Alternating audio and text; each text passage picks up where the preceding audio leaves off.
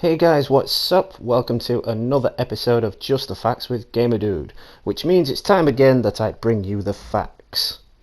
So, to kick things off with this video, I'd like to discuss the concept of the whole console generation in general. Now, this topic is a fluid one. These areas are defined by the dominant console via its sales figures or groups of consoles in competition with one another. The true beginning and end of the whole generation war is fuzzy at best.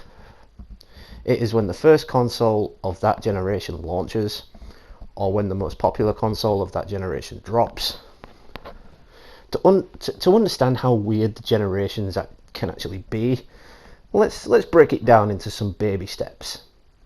So, beginning from where we are now, technically the Nintendo Switch is of the 9th console generation, with the 8th generation including Nintendo Wii's, PS4, Xbox One. So really it's the Nintendo Switch that's kick-started the next generation of console gaming. But its competition may not launch for a number of years, possibly 2020 or 2021 for a new Xbox or PlayStation system for that matter. Anyway, now we've broken that down into baby steps, hope you're still with me guys. Let's get down to business. Now, it's been 6 years since the PS4 and Xbox One graced gamers with their incredible presence. Well, I say Xbox, I mean PlayStation. Come on, I'm a PlayStation guy, y'all know that. So anyway, the question on everyone's mind is, what comes next? I've been looking into this in some great detail. I mean, I am excited for a new console. I don't want one right now, but I am excited for a new console. But I've seen nothing but false news and speculations on social medias, Facebook and Twitter, telling us that the PS5 and rumouredly titled Xbox 2 are actually due for release at the end of this year. This seems highly unlikely. Given what I said at the start of the video, that each console is only 6 years old, and both Sony and Xbox have announced huge game titles for release in 2019, there is major doubt and speculation that new systems will be dropped this year. So yeah, not to mention Sony has also pulled out of E3 this year, which tells us Sony either has a huge secret that they do not wish to disclose at this moment in time, or they have absolutely nothing to offer whatsoever. With the release of The Last of Us 2 and Days Gone just around the corner, they really don't have anything to give us. You know, when it comes to exclusive titles and tech, because the PS4 Pro's out. The PS4 Pro's been out for a while now. They've got the 1TB PlayStation. They've released the Spider-Man PS4 PlayStation. So there's really nothing for them to unveil at E3 anymore. So as for consoles, it would seem with them pulling out of E3 that the fate of a new system due for quotation rumoured release this year is all but a rumour. All I've seen is propaganda about the new PlayStation system being backwards compatible, which again I believe is nothing but rumour and speculation, due to the fact that Sony are actually making far too much money from digital downloads and the PlayStation Now streaming system that they've got.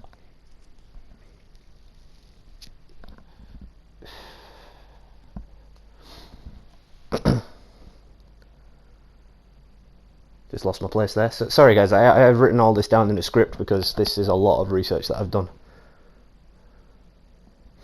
Here we go. I have covered this in a rant before in one of my previous videos, that this seems highly unlikely for this exact reason, that, you know, the next console will be backwards compatible because of this reason, that there's just too much money in it for Sony to actually just put the technology into a new console and say, right, you can play all your previous games. I have no doubt that if they do the backwards compatibility, it will all be digital downloads. So it would also be far too much to cram into one console. Even as the PS3 kept developing over time, its backwards compatibility was limited to PS1 games only. We saw the big fat PlayStation that allowed PS2 and PS1 games as well as the PS3 games to be played, And then as they developed, when the PS3 Slim came out, when the 80 gig came out, it was limited to only PS1 and PS3 games, which was a shame. But I had the 60 gig, so I was happy until it got the yellow light of death, and then I had to upgrade, and that got the yellow light of death, so I had to upgrade again. So you know, it's PS3 wasn't really a good system in that respect. But yeah, let's move on. So when it comes to next gen, only Microsoft with the Xbox One actually allowed backwards compatibility with certain games, whereas it was removed entirely from the PlayStation 4 system to accommodate for the digital downloads and PlayStation Now streaming service, as I said earlier, which again is a real bummer because I don't like digital downloads. If I have to digitally download it, I will. Like, if I go into a store and they haven't got a specific copy of the game that I really, really fucking want, I will download it. Or if it's just digital download, like restricted, I will download it. Like, I'm glad I held off on Telltale Games Walking Dead Season 4, well, the final season, because that is actually getting a physical disc release later this year, so I'm happy I held off on digitally downloading that because I've got physical copies of all the other games. So anyway, as for Microsoft, as many of you know, I'm not a fan of Xbox, Windows, or just their systems in general. But I have also looked into the possibility of a new Xbox system this year. Now, it would seem we come back to the same argument I just made about Sony. Even though Microsoft are going to appear at E3, it seems more than likely that they will be dropping more exclusive game titles on us rather than some new miraculous gaming system that they've got under their sleeves. It just seems like the logical option. So let's assume by 2020 or maybe even 2021, our current generation of consoles will start to pull with age, even with the longest track record in recent history. The 6th generation was as long as 6 years. So this was the PlayStation 2, which launched in the year 2000. Damn, damn, that seems like such a long time ago now you think about it. I mean, I was just playing the PS2 with my friend earlier today. You know, we were playing some God of War. We even played some PS1 games. So we just had a retro gaming day, really, and it was quite awesome. Even though our eyes started hurting after about 20 minutes, but yeah, you know, turn of the century graphics. What are you going to do?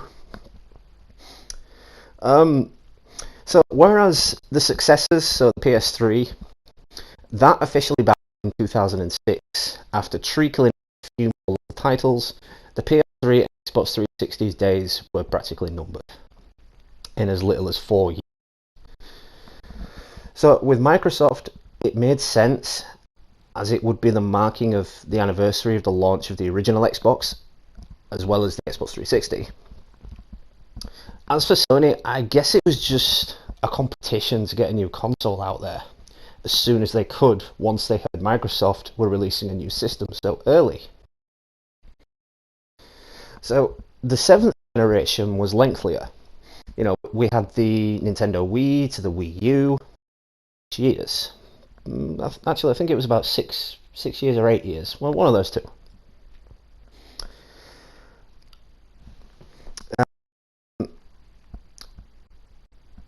The Nintendo Wii has officially bowed out now.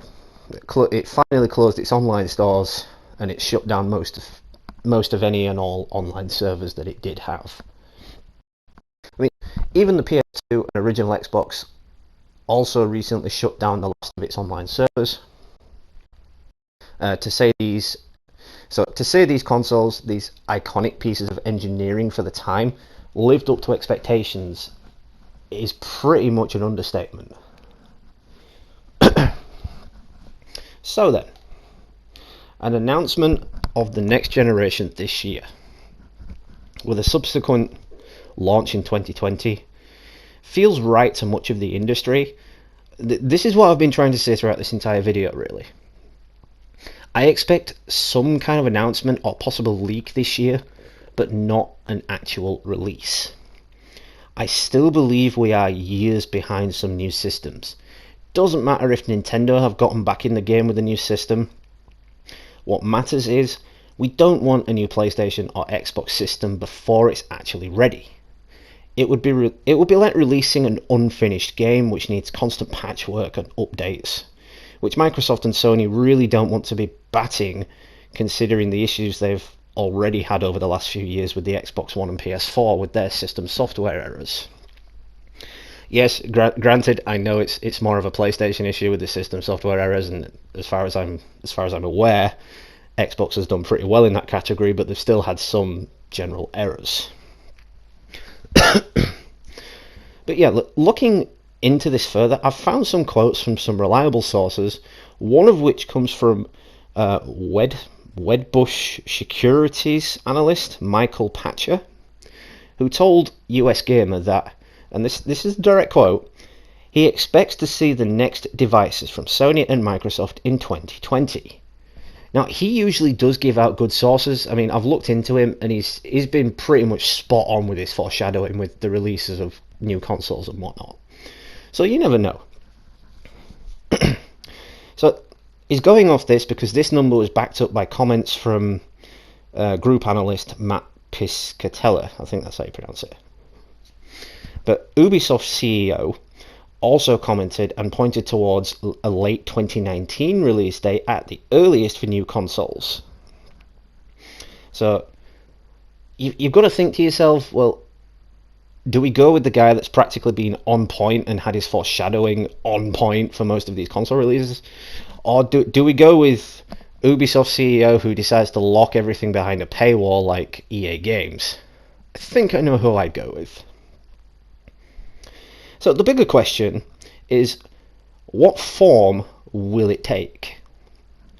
A generation doesn't necessarily mean Sony, Microsoft and Nintendo. Like Nintendo has done with the Switch, other competitors will be entering the space in time, potentially changing what a console is. In the fourth generation, a home console was cartridge-based. It was a cartridge-based system. Remember the Mega Drive, for example.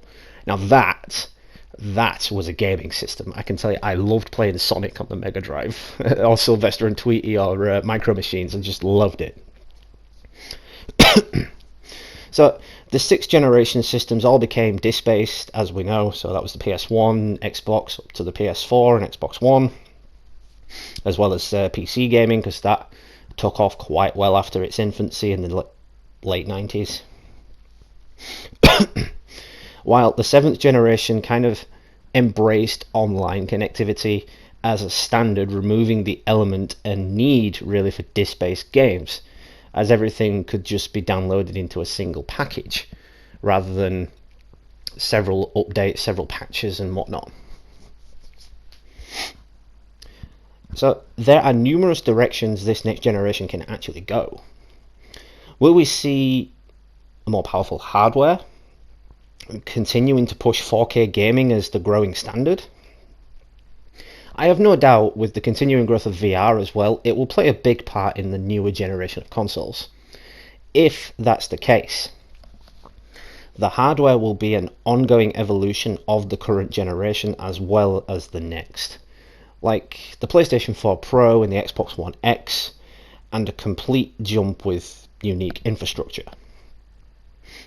Other options include consoles focused on additional technology like virtual reality, as I said, with VR coming increasingly popular. Or will there be a reliance on streaming technology such as services like PlayStation Now?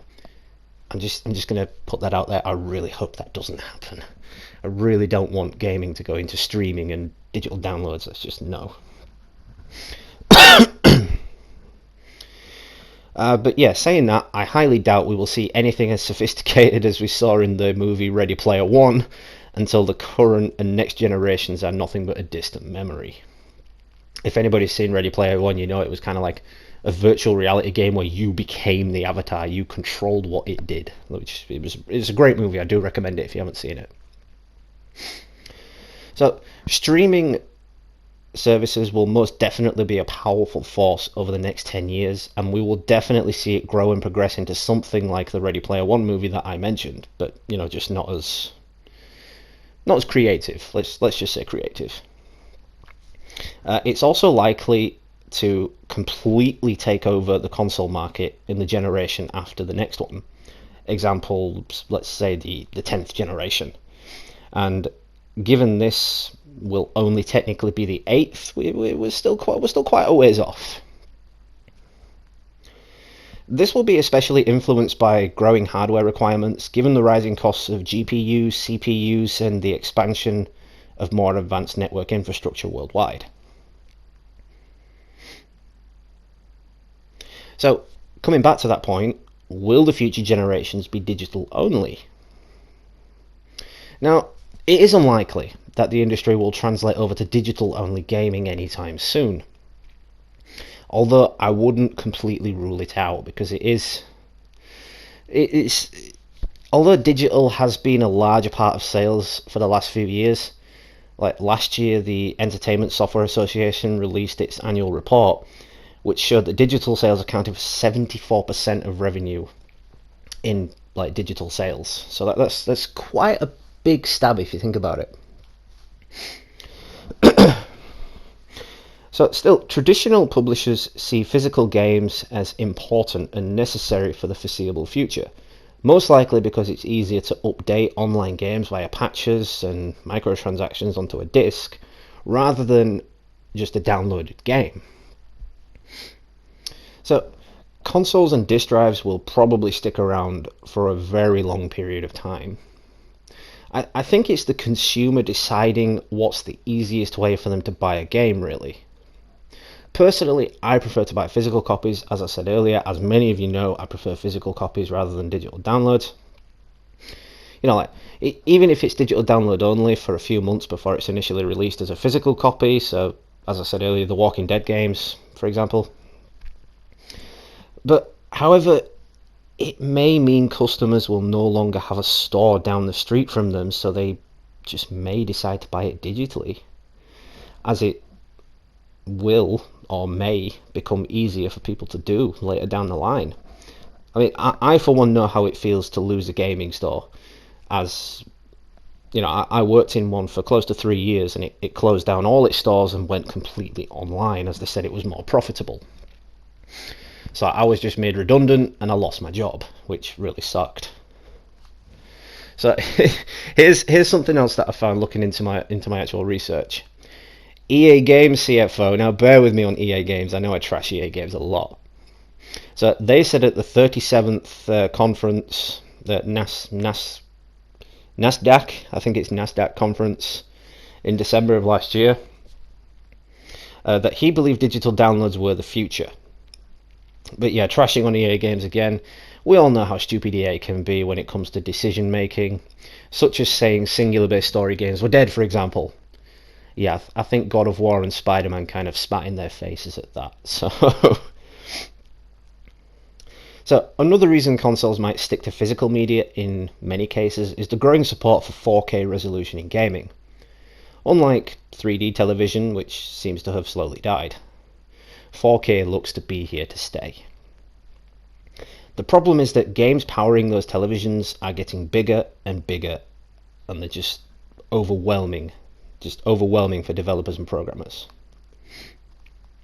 So as US Gamer covered in previous feature on 4K gaming, 4K enhanced games are the beginning to approach 100 gigabytes or more in size. Take Red Dead Redemption 2 for example, with its huge storage size of 107.8 gigabytes. And that is just absolutely massive for a game. That is the biggest game I have installed on the PlayStation. And saying this, it doesn't include any online gaming with its equal increases in bandwidth caps or download speeds. So let me know what you guys think. Let me know in the comments what you think. Do you think that it's all going to go digitally download based in the future? Do you think we're going to get a new console this year, whether it be from Xbox or PlayStation, or even Nintendo? Nintendo might decide to drop something else on us. Personally, as I said throughout the video, I believe because Sony pulled out of E3, we're not going to get anything this year, unless that is to say Xbox decide that they want to announce a new console at E3. But again, as I said earlier as well, that is highly doubtful given the number of exclusives that are actually coming out this year for PlayStation and Xbox.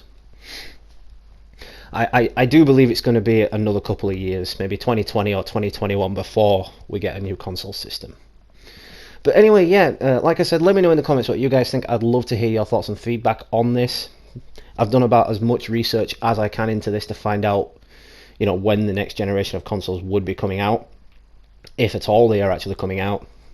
But yeah, all signs do point to yes, that a new system is coming, but it probably won't be for another year or two. So I've taken up enough of your time with this rant. I hope you all enjoyed this episode of Just the Facts with Gamerdude. Shout out to all subscribers, old and new. I really do appreciate the love and support throughout this 90-day streaming ban. Until the next time, this has been Just the Facts with Gamerdude.